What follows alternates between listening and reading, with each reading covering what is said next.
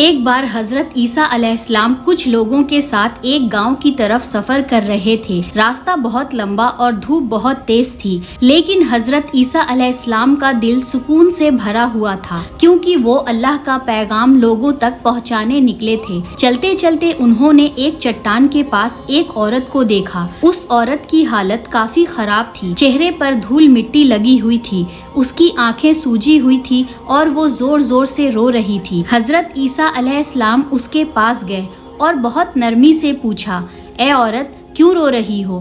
کس غم نے تمہیں یہاں تک پہنچایا ہے؟ وہ عورت کانپتی ہوئی آواز میں بولی، میں ایک گنہگار عورت ہوں، میری زندگی گناہوں میں گزری ہے، نہ کسی نے معاف کیا، نہ مجھے کہیں سکون ملا۔ اب جب موت قریب ہے تو میرا دل کانپتا ہے کہ اللہ مجھے معاف نہیں کرے گا۔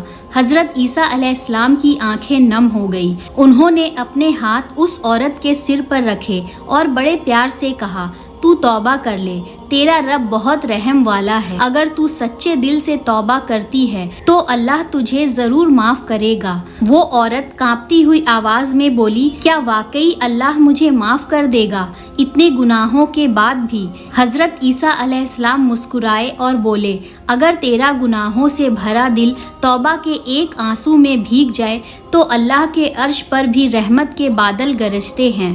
اتنا سنتے ہی اس عورت نے زور سے یا ربی کہہ کر سجدے میں اپنا سر رکھ دیا اور وہ زور زور سے رو کر اللہ سے اپنے گناہوں کی معافی مانگنے لگی اور سچے دل سے توبہ کرنے لگی، اور کچھ ہی دیر کے بعد اس کی روح نکل گئی۔ حضرت عیسیٰ علیہ السلام نے آسمان کی طرف دیکھا اور کہا کہ اے میرے رب، کیا تو نے اسے معاف کر دیا؟